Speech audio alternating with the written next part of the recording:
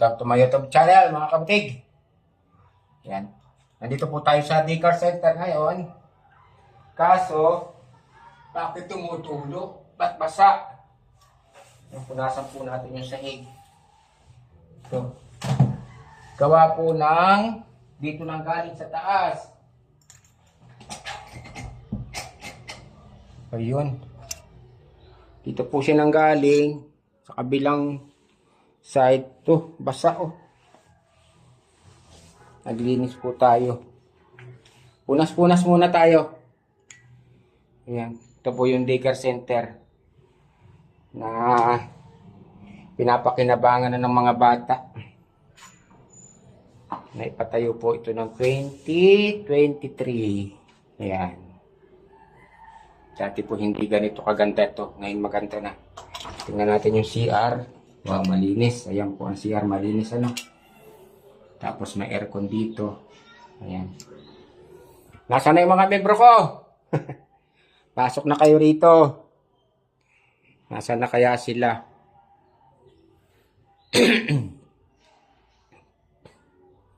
Madulas ang sahig, mga guys. Saksak natin itong electric fan. Ayan. Pamitin po tayo. Pintana, window.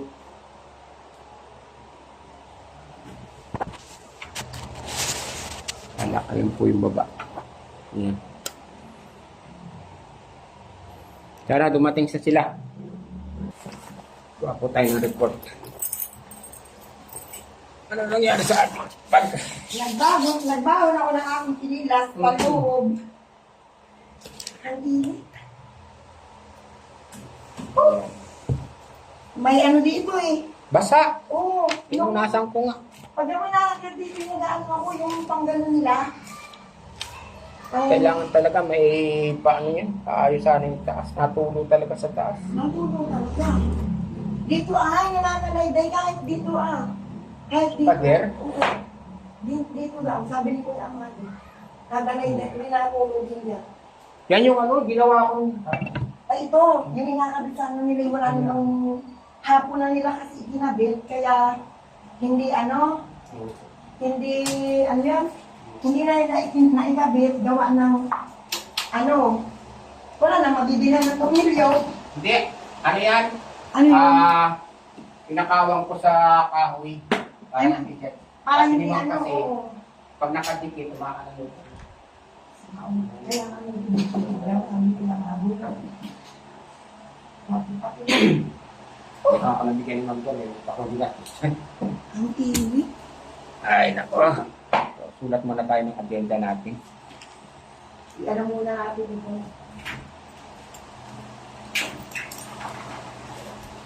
Para press yung amin.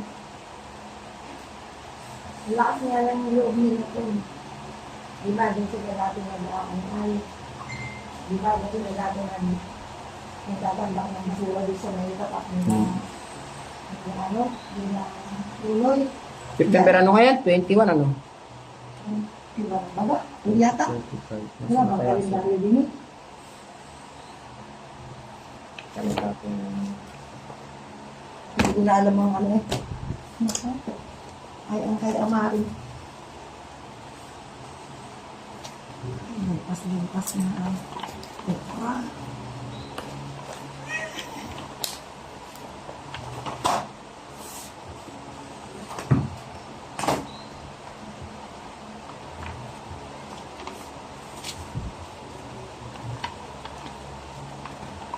Alala lang tayo sa mga member natin hindi na pa nag-update. Isa rin yan si Risa. Pasawa yan. Hindi siya nag-ano. Naku, yung kay Amari, oh. Ginawang ganun. Dapat ganun-ganun lang.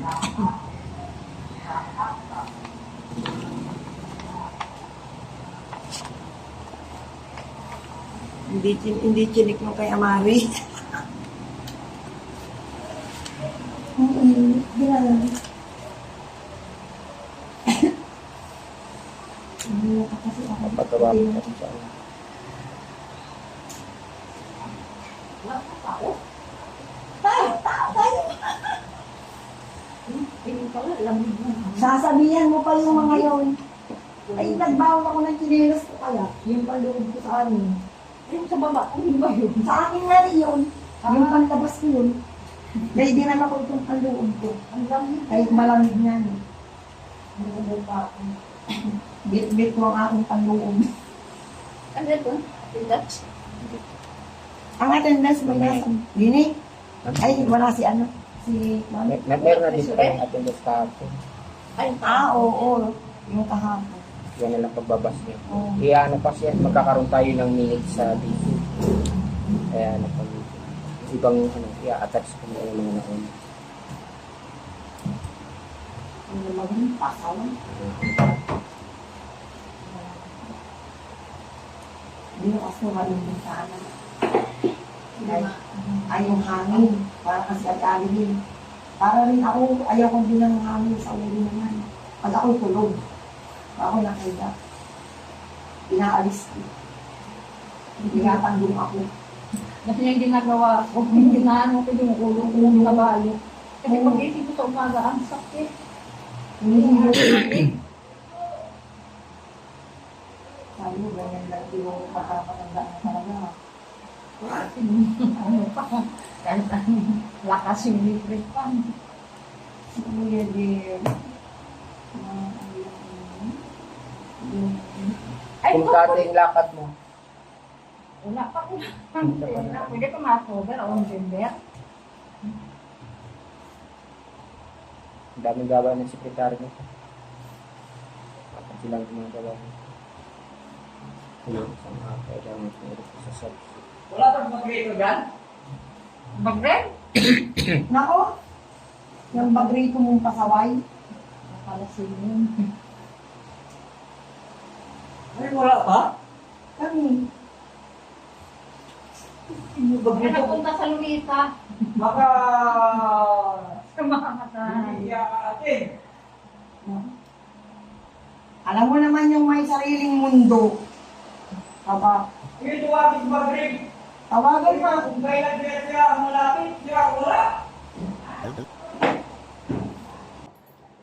Nagpatawag po ako ng meeting para magkaroon po tayo ng update sa DSOD. Ang ating pong agenda ay DSOD, BCRD, Susi, Butaw, at saka mga optional ng mga nagbabayad na ngayon ilan yung nag-optional ano po. Tapos yung BIR. Palagi ko po sinasabi yung BIR dahil importante po yan sa ating yearly. Tapos ipapaliwanag ko na lang po sa inyo kung ano yung mga requirements na kinakailangan sa SHOPSI ano po. Una po ay TSOD. Ako po nanggaling sa DSOD noong nakaraang araw at in-update ko ngayon. Pinasabi sa DSOD, magagawa daw po ako ng annual report. Tapos nandito po yung requirements. Ilan po yan? 5. Notarized General Information Sheet na certified correct by Association Secretary. Yung ano ni Kuya yun. Tapos, pangalawa yung letter B, updated master list member. Certified by the Association Secretary and attested by the Association President. Yan. Kailangan nakapirma ko doon. Yan. Pagkatapos, complete board of resolution issue this year. Katulad nung ginawa ko na sa mga kumukuha ng title, yun, i-update ko yun para meron tayong naka-update tayo sa DSOD na isang board of resolution, permado din ng mga board member yun. Kahit walang pangalan, kailangan nakapirma yung mga board secretary. Tapos ito yung isang i-request ko sa social housing. For housing project or program under the CMP, LTAP, and other government housing program project, certification from the government or private entity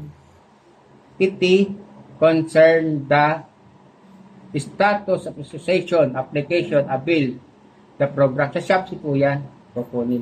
Kaya magagawa ko ng request, ilalagay ko ito kung ano yung bibigay nilang. Kasi ang alam pagkakaalam ko is kung ano na yung status ng ating asosasyon dun sa Shopee, sa Makati. Kaya isang araw ko din lalakarin to, gagawa ko ng request para may ano ko doon, kung mabigyan sana, kaagad, automatic, pag na ano na itong ano natin, mga requirements, ipapasa ko na sa DSO dito. Ngayon, ito po, mayroon pa pong isa, list verified financial statement. Ito po yon. Kailangan po yearly meron tayo nito. Kung magkano ba yung pumapasok na pera sa atin sa isang taon. Ngayon po, nung nakaraan, na balance natin na pera is maabot siya ng 23,222 pesos sa 75 centavos. Yung butaw na 24-25 collection ni Treasurer 2,925 plus nagkatotal siya ngayon ng 26,147.75 centavos. Kaya ito naman po yung expenses sa ating ngayon 2025 at 2024 hanggang September 25, 2024, October 3, 2024, 1,664. Tapos po yung October 10, 2024, after outtaking, 1,483. Tapos, 2024, 2025, tax, daycare, at saka siyempre yung mga alay na yung ano natin, yung catwalk, yung kalsada na yan, tayo nagbabayad ng buwis yan. Umabot ka ng 284.16 centavos.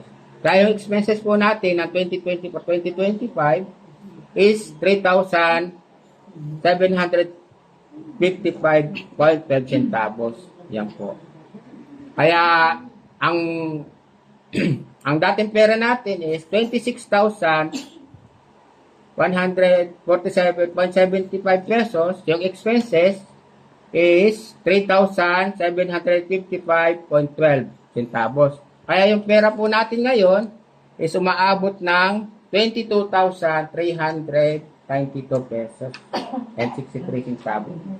Dito po yung kung paano gumagawa ng financial statement na pinapasa sa DSOD. Pero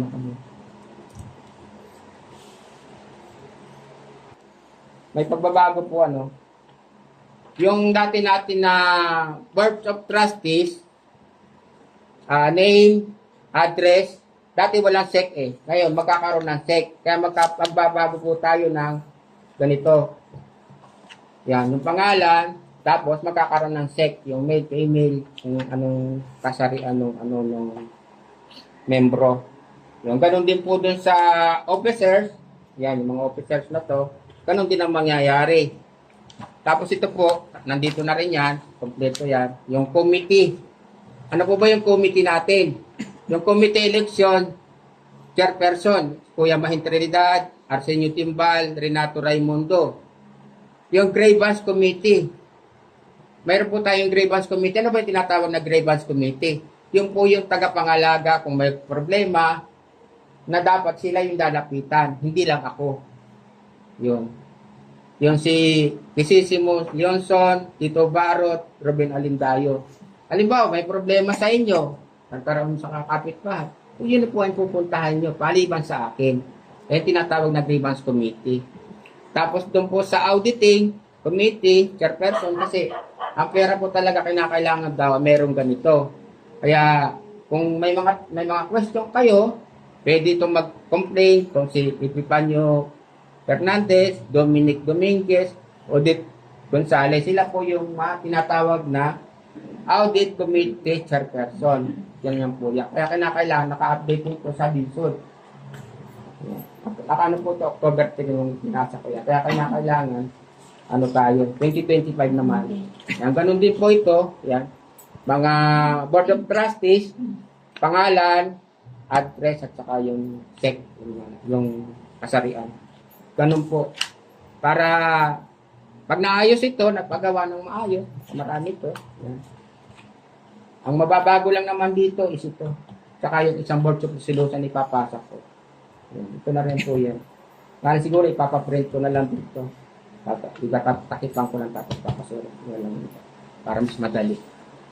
Tapos, kung sakaling maalakad ko yung itong isang requirements na to at ma-approvean agad, may papasa natin sa dito. Okay, may tanong po. Sa dito.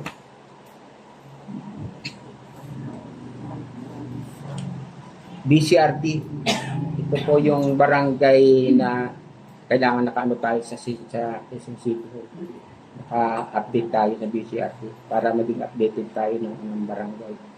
Total, nakaano naman na tayo, nagkaroon na tayo ng yung tawag dito, outtaking Ngayon, bago tayo makapasok sa BCRT, kailangan naka-registered tayo sa DSUD. Kasi yung ating samahan hindi na naka-registered. Kasi nung unang inano nila kay Marshall parang 10 years updated. Kaya nga lang, hindi sila nag-update ng yearly ng annual report. Kaya dapat daw po pala talaga is naka-annual report tayo yearly, katulad ng ginagawa ko ngayon. Kahit naka-annual report po tayo, yung ginagawa ko yearly, nakakakuha tayo ng certification, is hindi pa rin po tayo naka-register. Kaya kailangan mag-register ulit tayo, re-register. Hindi ko lang alam kung ano yung code nung register, nasa kanila naman yung certification nila, hindi lang binigay sa akin. Ngayon, para may update natin sa BCRT, sa City Hall, pag-ano tayo sa DSUD, re-register. May bayad po yun. Nasa 1.7 siguro. Yung bayad dito. Tapos, para may update natin ito. Kaya itong gagawin ko na to, bali magiging ilang kopya to. Bali magiging 3 kopya, 4. Isa sa DSUD, isa sa BCRT, isa sa social housing, isa sa akin. Kaya ganun itong gagawin. Kaya maraming xerox itong gagawin. Yan. Tapos, yung okay na sa BCRT,